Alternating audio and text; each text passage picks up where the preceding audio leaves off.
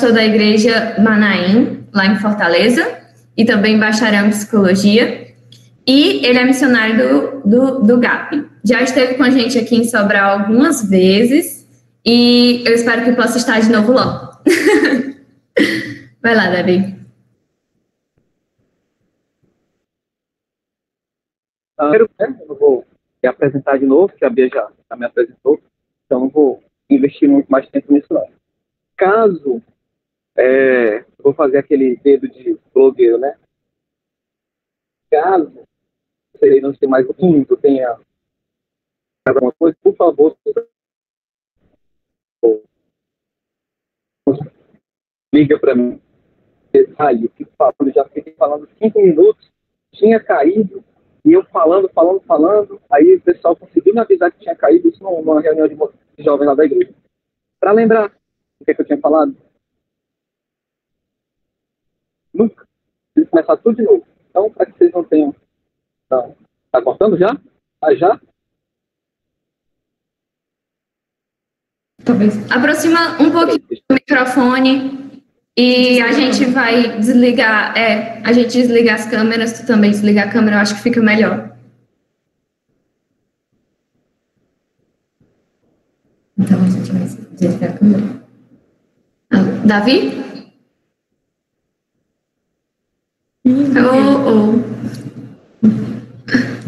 Minhas lágrimas serão.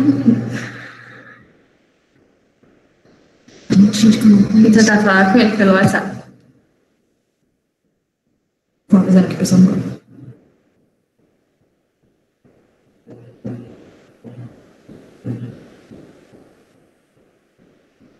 Oi, voltei. Glória a Deus. Eu falei que o negócio tá ruim aqui. Aconteceu, mas a minha internet ficou péssima. Aí, vocês entenderam o que vocês precisam caso dê errado, né? Pois tá, beleza. Vamos lá. Eu separei um texto pra gente aqui. Tá lá em Provérbios. Deixa eu pegar aqui. Provérbios, capítulo 18. Vou fazer uma rápida introdução aos Provérbios. E, na sequência, a gente vai tratando do nosso...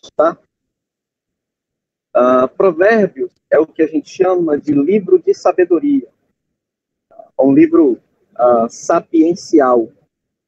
Tá bom? A ideia do livro é conferir, dar sabedoria àqueles que precisam, mas não só àqueles que necessitam de sabedoria no sentido de inexperiente, bobo, ingênuo, inexperiente são figuras em Provérbios, mas também aqueles que já são sábios.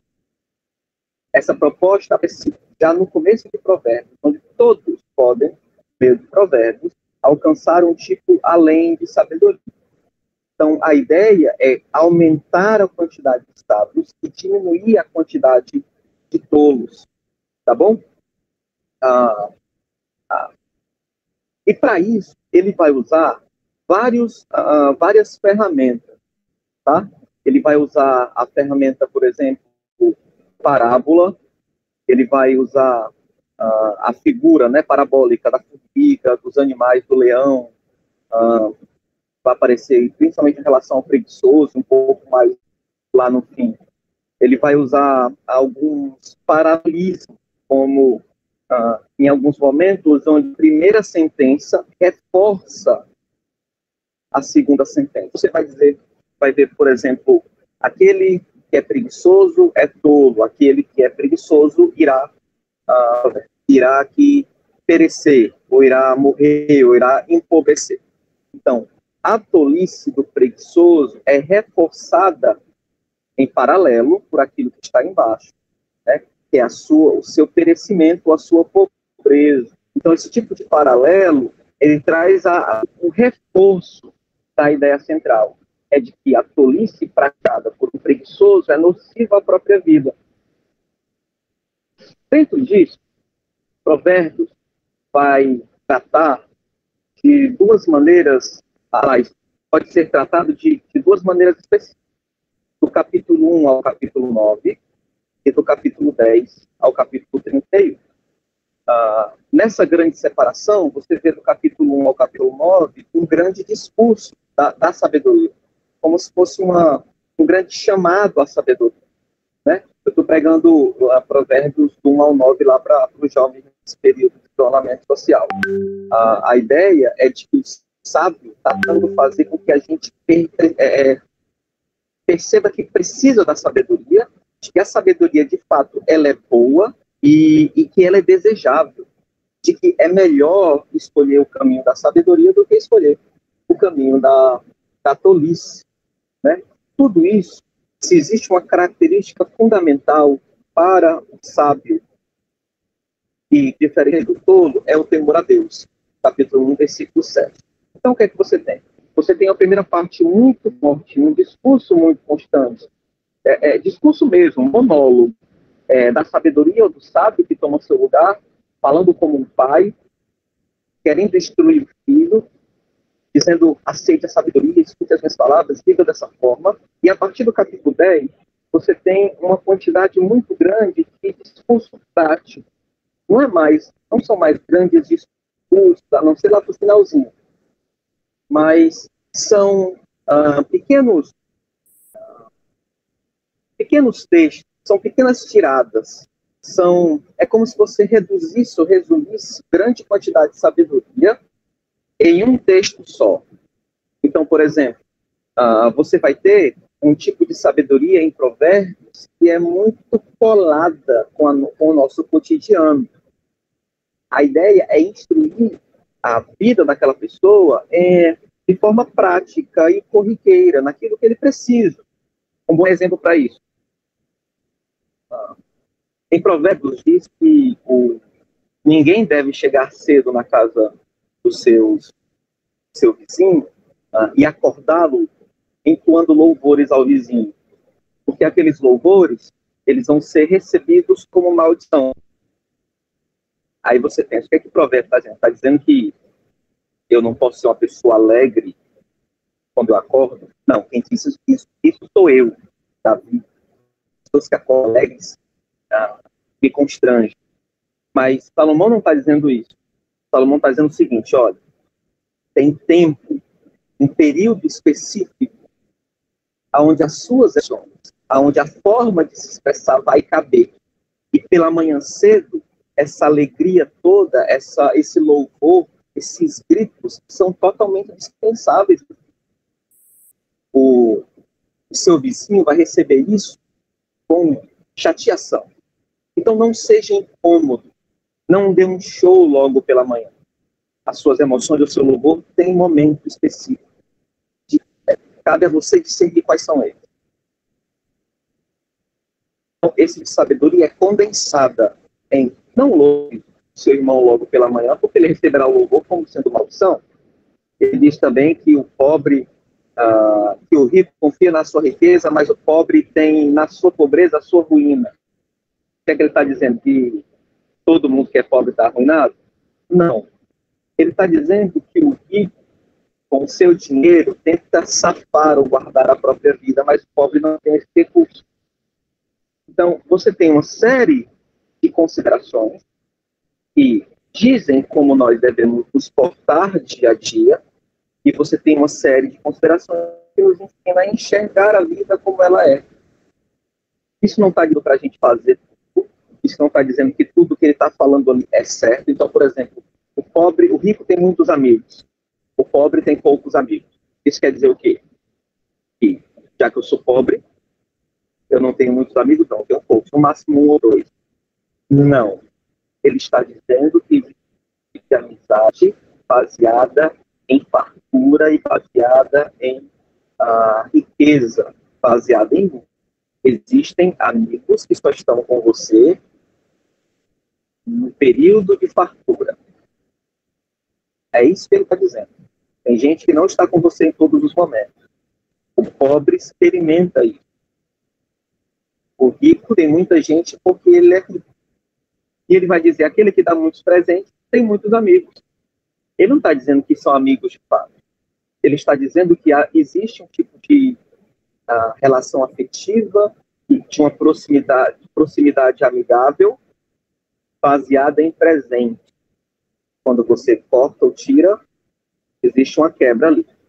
Então, ele está ensinando a gente. É muito difícil a gente aplicar its literally, de forma literal, aquilo que está sendo dito. A gente tem que entender o que está sendo.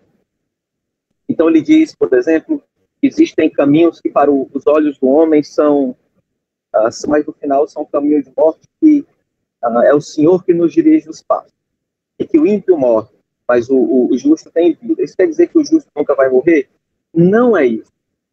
Ele está dizendo que é melhor meditar, escolher de Deus, é melhor escolher o caminho de Deus do que o caminho dos próprios desejos. É isso que ele está dizendo. Então, é bem-aventurado aquele que anda por caminhos que são aprovados por Deus. É isso que ele está dizendo. A gente precisa entender essas coisas. Então, esse tipo de consideração prática é muito forte a partir do capítulo 10 de Provérbios. É algo para o nosso dia a dia. É uma forma de nós aprendermos a nos comportar de maneira justa, de maneira boa, e aprendermos a enxergar a vida. Agora, chegando no texto que a gente tem, Provérbios 18:1, Salomão diz assim, seu provérbio: o solitário busca o seu próprio interesse e se opõe à verdadeira sabedoria. Algumas traduções aí está inteligência ou bom senso. Algumas outras usam razoabilidade ou sensatez. Então é como se ele diz o seguinte: olha, o solitário, ele busca o seu próprio interesse e se opõe àquilo que é razoável, se opõe àquilo que é bom senso. Ele se opõe a tudo aquilo que é sensato. Algumas traduções tratam a ideia de solitário, a palavra solitário, como aquele que vive isolado ou quem se isola. Né? É um tipo de solidão programada. Tá? Então, a gente vai olhar para esse texto como sendo um conselho para a nossa vida diária, nosso fazer cotidiano, entendendo que esse conselho só faz sentido se houver uma característica importante em nós, se nós temermos a Deus. Então, a minha oração é que a gente aprenda que existe um tipo de solidão que não deve ser vivida. Amém? Vamos lá. Nós somos seres gregários, tá? Nós somos seres que vivem em comunidade, nós nos declaramos povo. E isso conta para algumas verdades. E talvez a maior de todas é que nós somos inconscientes. Nós não conseguimos suprir de todo modo. Isso é muito claro, por exemplo, na nossa infância, quando nós precisamos de todo e qualquer tipo de ajuda. Mas isso não muda muito quando nós ficamos mais velhos. Tanto é que, não importa a idade que você tem, você sempre vai receber conselhos, sempre vai ficar em dúvida com algo, sempre vai precisar de alguém ajudar em alguns sentidos. Isso porque nós somos supridos por outros também. Ninguém é autossuficiente. Né? Nenhum de nós consegue dar conta de si mesmo. Em muitas vezes nós precisamos de ajuda de outros.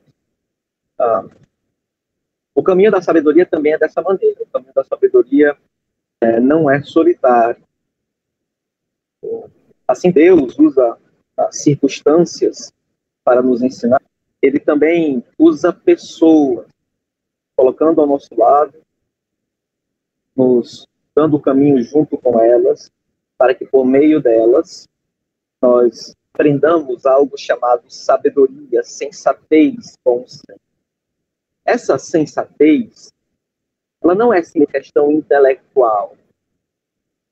Você pode ser um gênio e colocar a sua vida inteira a perder, porque você não tem capacidade nenhuma de tomar escolhas e de orientar a vida para nenhum lugar.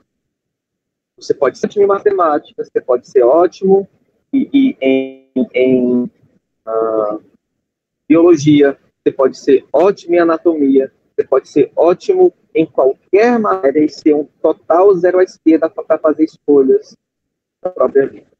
Isso esse tipo de inteligência não tem a ver com a sabedoria de Provérbios. A sabedoria de Provérbios é uma sabedoria prática que traz um bom proceder, que traz boas escolhas, porque é escolhida diante do temor e da humildade de ouvir. Então, ela não é só intelectual. Nós estamos falando da sabedoria aqui que nasce no temor de Deus, no temor a Deus. Naquela que se expressa nas escolhas, sintra nos atos, cuja substância atravessa, né, os nossos relacionamentos. Então, o que é que nós temos aqui? Nós temos a figura no texto do solitário, nós temos a atitude do solitário e nós temos a tolice do solitário. Esse solitário, ele pode figurar a forma com que nós vivemos a partir do momento em que nós entendemos a sua atitude e percebemos a sua tolice. Antes de qualquer coisa, há o texto de C.S. Lewis que ele diz assim: em cada um dos meus amigos há algo que somente outro pode revelar. Sozinho não sou grande o suficiente para externar em atividade o homem que sou por inteiro. Quero outras luzes além da minha própria, para mostrar todas as suas facetas. Agora que Charles, um amigo deles no caso ele morreu, nunca mais verei a reação de Ronald a alguma piada sobre Caroline. Em vez de ter mais de Ronald, não mais precisando dividi-lo com Charles, na verdade tenho. Qual é a grande temática do C.S. Lewis? É de que nós aprendemos quem somos, aprendemos quem os outros são, vemos os outros e vemos a nós mesmos por outras luzes, por outras pessoas. Existe uma Viviane que é mais clara e mais perceptível quando está próxima da Bia. Existe uma Bia que aprendeu a ser quem é quando encontrou Miguel, quando encontrou Milka. Existe um Davi que aparece de maneira que os outros só percebem quando ele encontrou a Manaim. Nós precisamos de outras luzes, nós precisamos de outras pessoas para dizer de nós, sobre nós, para nós. Então, diante do que temos aqui, a gente tem que lembrar, a gente tem que perceber o texto, que a solidão pode ser, eu vou dizer pode, porque lá no final eu vou explicar, pode ser uma grande tolice, tá? Por que ela pode ser uma grande tolice? Provérbios coloca a figura do tolo, do insensato, daquele que insensatez, dentro de um quadrado. Ele diz que aqueles que são sábios são aqueles que se voltam à sabedoria, são aqueles que temem a Deus. Todo insensato, todo ímpio, tolo, o ingênuo, todos eles não temem, não sabem, não respondem bem. Então, a figura do insensato aqui, daquele que se afasta da sabedoria, se afasta da sensatez, é exatamente aquele que se afasta do temor. E se afasta dos outros, e se afasta do próprio Deus. Esse afastamento dos outros é caracterizado em Provérbios, texto que a gente leu, por uma busca pelos seus próprios interesses. O texto diz o seguinte: solitário, aquele que se põe em solidão, busca os seus próprios interesses e se opõe à verdadeira sabedoria. Olha só aqui o paralelo. O solitário busca, procura, a palavra busca aqui dá uma ideia de intensidade emocional, afetiva. Existe uma busca afetiva, algo desejoso que o move. E o que ele busca com tanto afeto? Os seus planos, os seus interesses, os seus propósitos. E o paralelo ele expõe Então, na medida que ele busca algo, ele vai de encontro a algo, ele rejeita algo, ele se opõe a algo. E a ideia até mesmo de violência, se opõe como quem se levanta contra, como quem está lutando contra.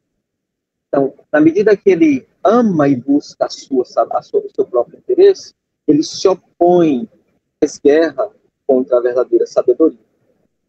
Então, os pensamentos dessa pessoa, desse solitário aqui, de quem se põe nesse tipo de solidão, é um pensamento de por si mesmo.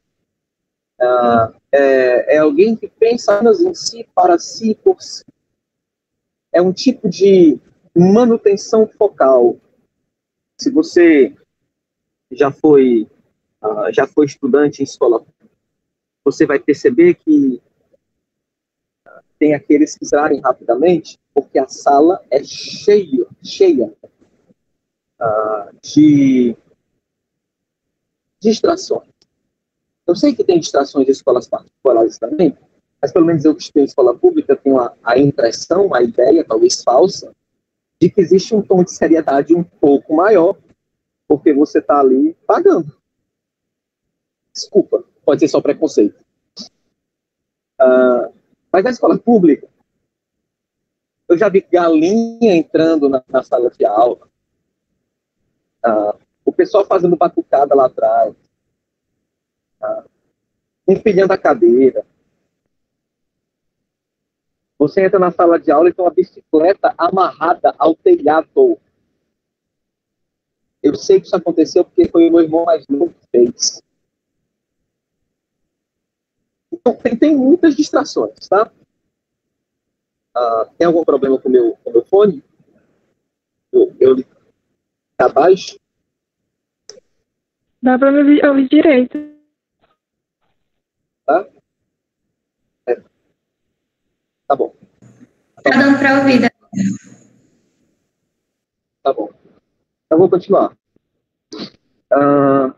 Então, assim, tem muitas distrações, mas sempre tem aquele cara ou aquela moça dedicado, né? Aquele povo dedicado que não se abala, né? Que tá ali, ó, focado, interessado. E a gente olha para essas pessoas e diz, caramba, eu queria ser que nem essa pessoa. Aí passa uma borboleta.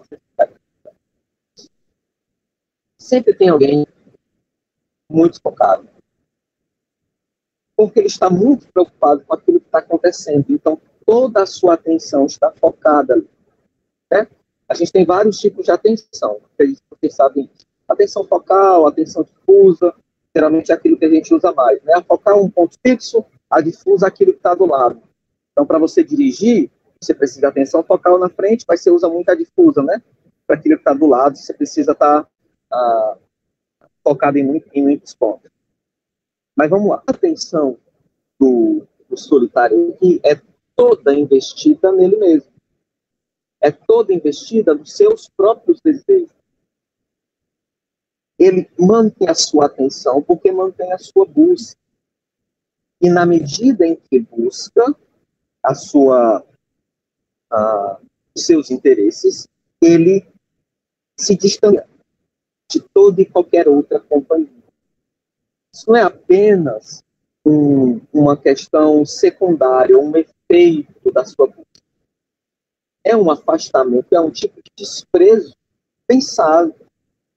Porque ele não apenas busca o seu interesse, ele se afasta, se opõe, faz guerra contra outros. Isso pode se mostrar de várias maneiras. Tá bom? As quarentenas que a gente viu, ou que a gente está vivendo, né, é um ótimo pretexto, por exemplo, para a gente não ter que se envolver com ninguém na nossa vida. Né? Para a gente não ter que se envolver nas atividades, para a gente não ter que se envolver em conversas importantes, para a gente não se envolver em oração com ninguém, para a gente não ter responsabilidades com devocionais, com checar a vida de ninguém, porque está tudo muito louco, porque são muitas atividades.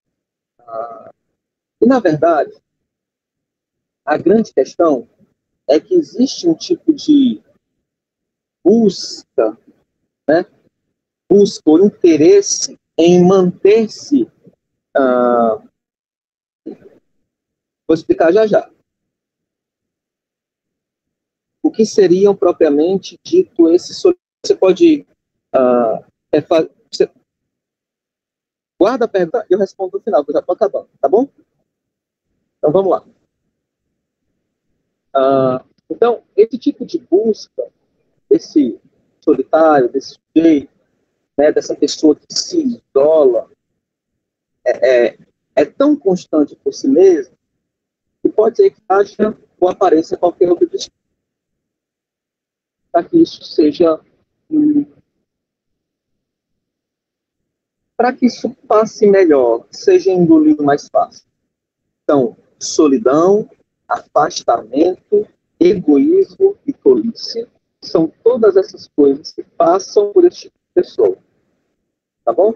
O solitário aqui, então, vive, pelo menos solitário aqui de Provérbios, é por isso que eu disse lá em cima, que essa solidão pode ser uma grande tolice, assim como essa solidão pode ser, né, egoísta. Por quê? Porque ele busca exatamente o seu próprio interesse, exatamente a si mesmo. Quando trabalhamos pelo egoísmo, temos a tolice como prêmio. Tolice aqui por causa da oposição rebelde a tudo que não é a si mesmo. Nós, sendo essa pessoa, nos opomos a tudo aquilo que não é a gente, a tudo aquilo que não é nosso próprio interesse, tudo aquilo que não somos nós ou expressão de nós. Algo importante aqui, para ser mencionado, é que esse sujeito solitário trabalha contra a sabedoria, tá bom? E a gente vai tocar nisso já já. Preservar a paixão sacrifica o entendimento, tá? Porque o solitário é aquele que se opõe à sensatez, se opõe à sabedoria, se opõe ao bom senso. É difícil traduzir a palavra sabedoria, mas é como se ela fosse inteligência que não só entende as questões, mas consegue viabilizar com bons recursos uma solução. Então é como se essa sabedoria fosse um tipo de ajustamento, uma sabedoria que sabe ajustar perguntas e respostas. Então o solitário aqui, ele perde o seu bom senso, ele se afasta do bom senso, então ele se afasta da possibilidade de ter recursos para ajustar perguntas e respostas, questionamentos, problemas, porque ele se afasta dos outros. É na solidão que o egoísmo aprende a continuar, que o egoísta aprende a continuar fazendo escolhas ruins. É por isso que ficar sozinho é o melhor método para continuar agindo como bobo. Não existe a melhor maneira de você continuar praticando a mesma coisa se não ficar sozinho, se não impedir das pessoas entrarem na sua vida e impedir de você mesmo entrar na vida de outro. Ó, tiro e queda, você consegue manter o mesmo padrão de vida bobo que você vem mantendo. Porque a melhor ferramenta para que você consiga se manter é se afastar. Da mesma forma que o câncer, chato sozinho fatal, sem ser tocado, aqueles com coração pecaminoso, precisam de verdadeiros amigos para ajudá-los em suas necessidades, para ajudá-los em suas questões, para ajudá-los com as suas perguntas, para ajudá-los a encontrar sensatez. Você já teve uma ótima conversa com alguém que mostrou que as escolhas que você queria fazer eram totalmente desprovidas de bom senso. A gente vai fazer um acampamento, ou um acampamento do gato, a gente faz uma listazinha de regras, e a última sempre é bom senso. Você pode não saber todas as regras, mas se você tiver o mínimo de bom senso, você vai segui-las, porque são perceptíveis. Há uns anos atrás, aconteceu isso quando? Acho que foi 2013, 2014. Foi 2016. A gente foi para um acampamento no Hebron. Aí, ok, legal, tal, não sei o quê, pregações lá. Tinha até uma pregação do Rolo naquele ano, que está no YouTube. Aí, eu lembro que a gente foi fazer o curso para acampamento do GAP lá de novo, nesse ano de 2019, eu acho, foi 2018. A gente voltou para o Hebron. Aí, o dono do Hebron cobrou para a gente uma lixeira de pedra. Aquelas lixeiras de pedra que cai no chão, quebra o chão, mas não quebra. E quebraram o acampamento. Ou seja, alguém pulou na negócio, saiu girando aquele negócio de alguma maneira. Aí eu pensando, já prescreveu isso aqui, né? 3 anos já. Aí como é que pode a pessoa não ter um mínimo de bom senso, né? Saiu girando uma lixeira. Mas como assim para quebrar esse negócio? A gente sempre brinca e diz, bom senso te ajuda a obedecer quase todos os mandamentos. É o resumo dos mandamentos ao senso. Mas, enfim, o que acontece aqui é que parece bobo, mas um solitário que ama esse isolamento para que se busque os seus próprios interesses, e lembre-se, esse isolamento aqui não é ficar retido dentro de casa, é se afastar dos outros,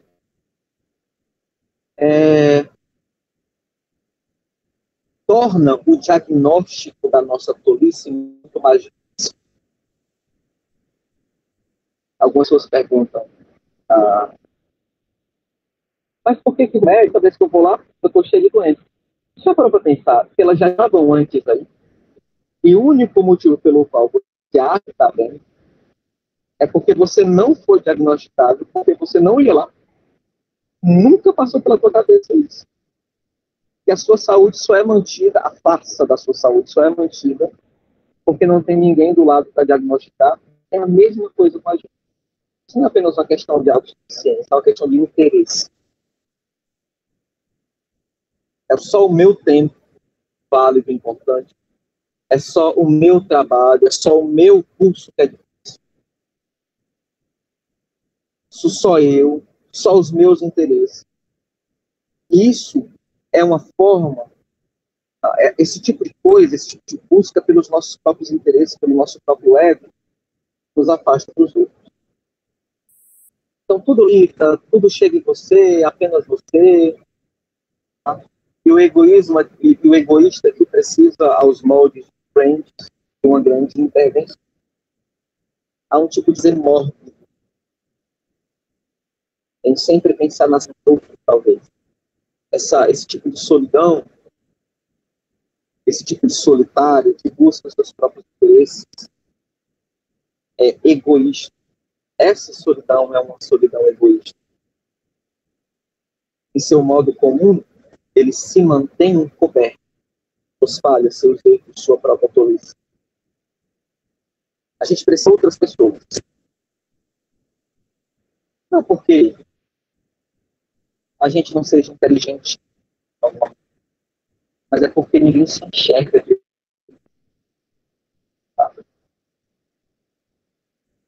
Eu não estou duvidando da inteligência de vocês, nem da perspicácia de vocês. Eu não duvido que eu sou bom em muitas coisas. Eu só acho que a gente não é bom o suficiente para se enxergar. Ninguém se enxerga direito. A gente precisa dos outros.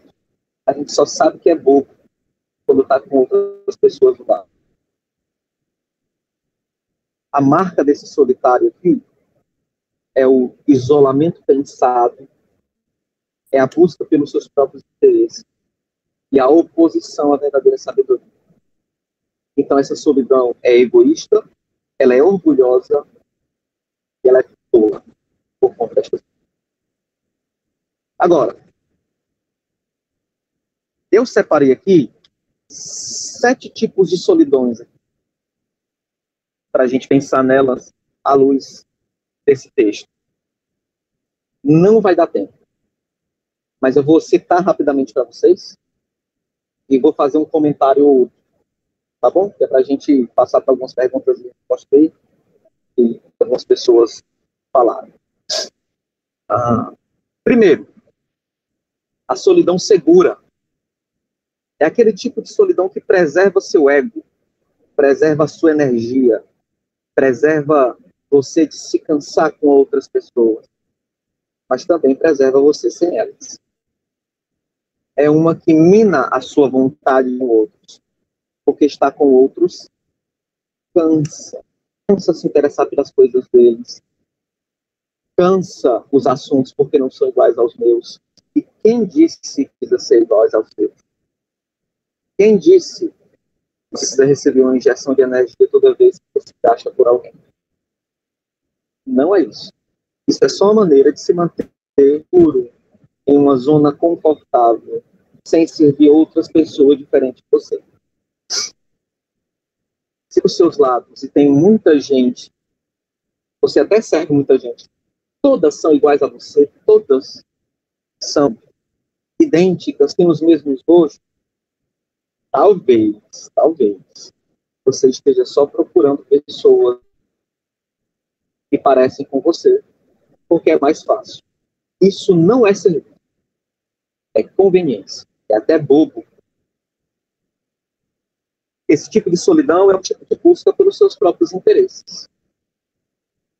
Há um tipo de solidão que encontra lugar na chantagem. Esse tipo de solitário, ele não quer ajuda, ele quer que alguém o busque. Ele não quer ser discipulado, ele quer saber se alguém está se preocupando com ele, satisfaz ele emocionalmente. Ele quer que os outros se preocupem. Ele não está preocupado em progredir, ele não está preocupado em receber exortação, ele quer que alguém se interesse. É bobo até. E a solidão vira chantagem. Porque ele tem um interesse escondido. Não seja esse tipo de sujeito, tá? Não seja esse tipo de pessoa. Tem a solidão hermenêutica. Ela é causada por um problema de interpretação. Tudo que acontece no mundo, você interpreta como se as pessoas estivessem deixando você só. Tudo, todo mundo, ninguém gosta de mim, ninguém se aproxima, sozinho. E você diz isso enquanto alguma pessoa está sendo seu ombro amigo. Mas como assim está sempre sozinho? Sabe aquele negócio de adolescente? Que é sempre muito... Sabe aquelas crises existenciais de adolescente? É tudo sempre ruim. Ele está aqui escovando os dentes, cai o pasto no braço dele. Eu odeio minha família, odeio minha vida. E sai. É, parecido. É um tipo de percepção, um tipo de análise do mundo totalmente equivocado. As pessoas estão lá, mas você se vê sozinho. Precisamos tomar cuidado, porque esse tipo de solidão pode ser motivada por outras coisas. Aí isso aqui dá muito pano para manga e a gente vai passando para frente. Existe um tipo de solidão apaixonada também. Você ama, gosta, por questões secundárias, talvez por ganhos secundários, desse lugar. E se coloca nesse lugar. Né? Você é tão apaixonado pelo seu cantinho, pela sua zona, que você está sempre motivado a ir para ela. A nunca se envolver. A nunca estar lá. A nunca estar com as pessoas. A nunca procurar conselho. Eu me viro aqui. Tudo bem.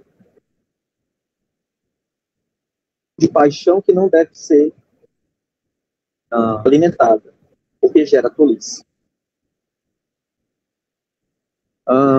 Existe um tipo de solidão vitoriosa. Sabe, você que insiste em manter as pessoas longe, uma hora, cedo ou tarde, você consegue, tá? Fique certo, você vai olhar para os lados e não vai ter ninguém. Parabéns. Não chore, festeje. Conseguiu o que queria. É o que eu chamo de solidão vitoriosa. Vai haver um dia, pelo seu esforço próprio. Parabéns. Aplausos. Que você vai conseguir sozinho. Aí você vai ter apenas você. Não sei se é motivo de louvor, mas pelo menos você conseguiu aquilo pelo qual você trabalhou. E por fim existe a solidão bíblica. Tá? A solidão bíblica é aquela que eu chamo de a solidão de Jesus. Tá? Aprender com Jesus nesse sentido.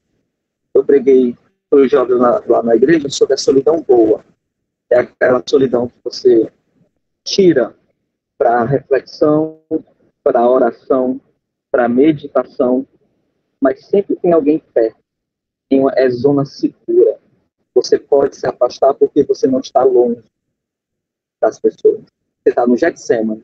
Você deixa os discípulos no canto, leva 3 com você, dá alguns passos para frente e começa a orar. Isso é um tipo de estar sozinho, mas não é solidão boba. Tem gente lá com você, a zona é segura. Então é o tipo de solidão que nós podemos viver. Tá bom?